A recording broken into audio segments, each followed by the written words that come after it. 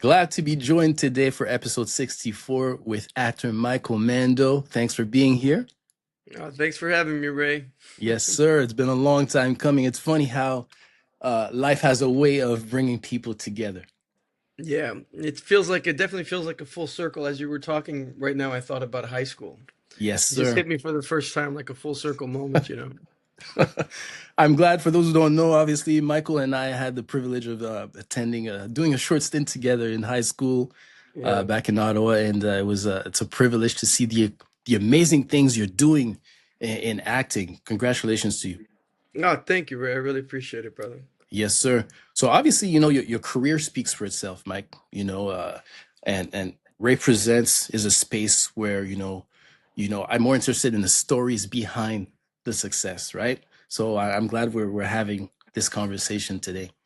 Um, you play a lot of emotionally layered, morally complex characters. You have Ramon Garza, you have Nacho, you have Vaas. What helps you access the level of truth without losing yourself along the way? Oof, I think that's a two-part question. Um, Truth is something that I'm interested in. I mean, I think to me, it's evident in the sense that what is more interesting than the truth? You know what I mean? I feel like reality is more interesting than fiction a lot of time, and existence on its own is already like how do I say this? This is weird, man. You got me down an existential It's good, man. path. Fuck, dude, my mind just went so existential in here. Well, I mean, look, let me recover. I think truth is the most interesting thing for me. And I that's just who I am as a person.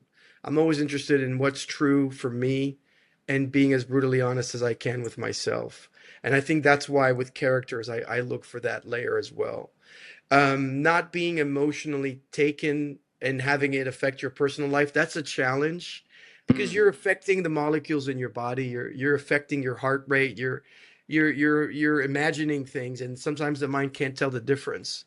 I mean, the mind can tell the difference, but the imprint on the body is very similar as if it was happening, or at least partially happening. Like when you're playing a scene and you're very angry and you yell cut, you're not angry anymore, obviously, but you're affected. There's a bit of an electricity in the air. And when you get home, you have to learn to wash that away. And that's just as important as getting into character. And you learn that as you go forward. That's one thing I would tell young actors and musicians and artists is the going into it is just as important as going out. Is that right, huh? Are you Yeah. one of those actors, Mike, that you walk on set in character? No, no. Look, I tried all kinds of things in my career. I tried everything I could to try to understand it, you know. Um, and my conclusion generally is it depends on the scene, it depends on the role. But generally speaking, no, I don't stay in character. I don't find that to be the best approach for me. But sometimes depending on the scene, you kind of hover around. It's case by case. But generally speaking, the most important thing is uh, don't impose your process on other people. Okay. That's the most important thing. So whatever you do, don't bring it into the lunchroom or into the trailer or into the makeup. Do that on your own and try to be as discreet as you can about it, kind of thing. You know. You know what, Mike? There's something I really, really appreciate about you, which I find special, is that you lived in four different continents. You speak multiple languages. How has that shaped your sense of identity and belonging? And how does that show up in the characters you're drawn to? Wow, you like two-part questions, huh? My How bad. does it change? You ask me these complex things I gotta unpack. By the way, I'm on a 48-hour fast. I'm trying to go for 120 hours. So my Wow. mind's I'm a little hazy. No, it's But okay. um, I was really lucky and grateful. The advantage of traveling a lot and having lived in multiple cities and countries and continents as a child is that you the advantage is you're open to everybody. You know, you really realize like, oh, these people do it like this, I like this, and then you go over here and you go, oh, they do it different. And you realize that everyone has their story, like every country or whatever has their story about the other person, where they put themselves as um, the hero of their own story. But when you flip it and you go on the other side, the other people have the same. They're the heroes of their own story, and the other guys did them. So you start. I think what it helped me do is take a more of a neutral approach and respect everybody as much as I can equally, and not lean into a sense of nationalism or patriotism in any way, and just realize, like, at the end of the day, we're all human beings and we all more or less want the same things, the disadvantage is you don't feel rooted anywhere. Mm, You're constantly a traveler, and that sometimes, you gotta learn to find roots somewhere. And how does it inform my characters? I think I always look for empathy with characters. No matter what character I play, I always look for, like, what is the humanity of this character, and how do I defend their case? How do I justify their humanity? Because unless you're an absolute sociopath, why do we're all sensitive, we all want to be part of a community, more or less. We all want love and money and health and to be comfortable. We all kind of want basically the same things, more or less. So how do you find the humanity of those characters? love it, love it. Listen, you've written and directed earlier in your career. Are you doing any voice work recently? uh I just finished doing a two-part thing. I haven't done voice work since Vaas, and I'm very excited about this. I can't announce it yet, but it's a project that I'm very excited about. Okay, all right. No Yeah. scoop on RayPresents, but hey. Well, the scoop is that I am going back to. I did do voice work, Yes, and I'm very excited about it. And it's wrapped. It's done. It's in the can. We've done it. that's awesome. Hey, It's something listen. I used to watch as a child. So Ooh, that's as much as I can tell you. okay, all right. The Yeah, I was a huge suspense. fan as a kid. Okay, well, Yeah. okay. I think I've heard some rumors, but we'll leave it at that. Okay. Listen, off camera, Mike, what grounds you? Music. Music. Music, yeah, yeah. Music is like my biggest pastime. I love music so much, so much. As a matter of fact, I'm releasing an album in 2026, probably sometime maybe in the summer. Wow. Music is really a love of mine, If I was to find a metaphor or a simile or whatever, I would say that, like, my full-time lover is acting and my mistress is music. You know what I mean? And I not like to that. say, not to push for adultery or anything like that, but you know what I mean? Just poetically speaking. No, I hear you. I hear you. So Yeah. what style of music are you inspired by? The album that I'm doing has very kind of like Afro percussions, Afro Latin percussions, Hmm. very rock and roll type strings and guitars, and soulful melodies. The melodies and the vocals are soulful. Cinematic soul, maybe it's the way I would describe it. Cinematic soul. Cinematic rock soul with Latin Afro percussions, maybe, if Well, that makes any sense. it kind of ties into the previous question I had about, multiple languages. Which language leads your music? That's interesting because I think you could tell if you listen to my music, you can tell that I grew up in many different places because my music is, I would say it's a very clear mix of four or five things. It's like not like every song has four or five different elements that you go, okay, that's the Afro Latin side, that's the soul, that's the rock and roll sort of alternative rock pop of the 90s.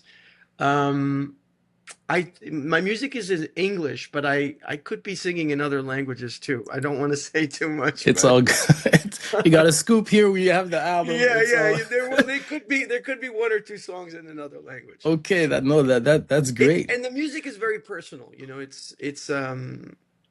I do it because I have to do it. It's like I can't let it go. Okay. And you play the guitar, right? I play a little bit, Okay. piano, but not really. You know Not what I mean? really. I'm more of a producer and singer songwriter than I am an instrumentalist. It's amazing just finding out all these things about you. Obviously, high school was such a long time ago, but to see where Yeah. you are right Oh, now and to find out that you haven't changed, man. you haven't changed, well, No, hopefully that's a good thing. it is a good thing, but you haven't changed at all. It's funny, when we got on the on the Zoom call, it hit me like, wow, did I, when we were in our teens, did I think that we would ever be doing this? I never wanted to be an actor, you know what I mean?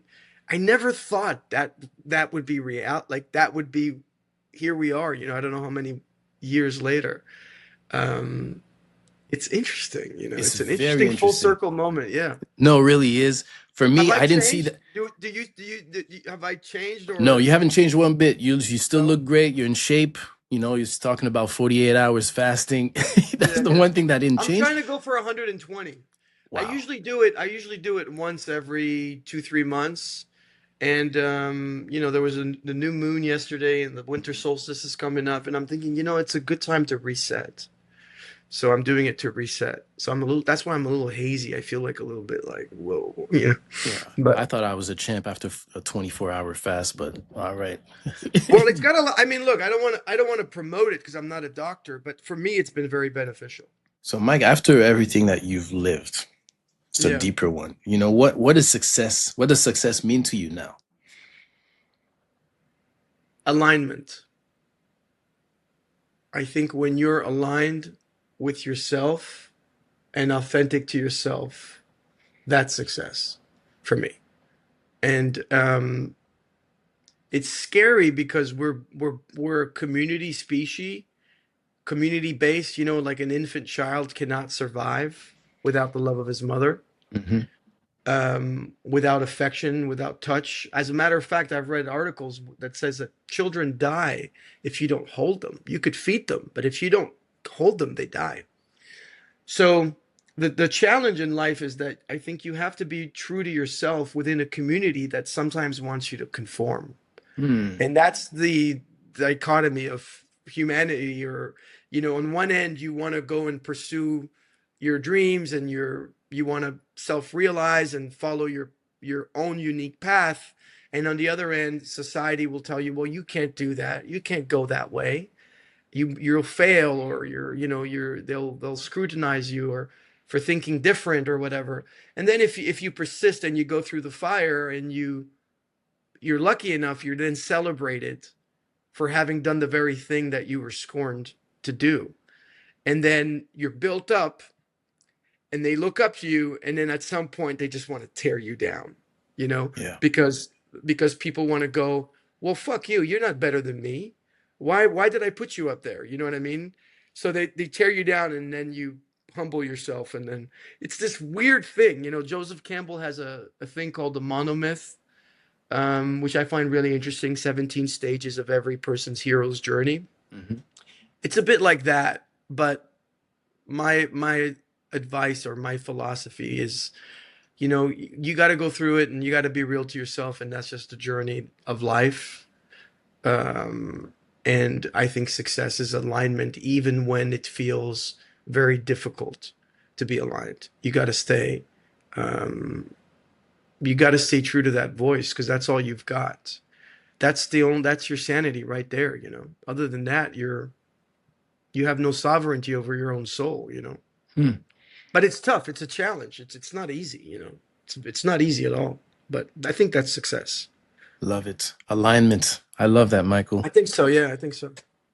So listen, brother, I know you got to run. So I want to thank you for what could be the first of many conversations. More scoops.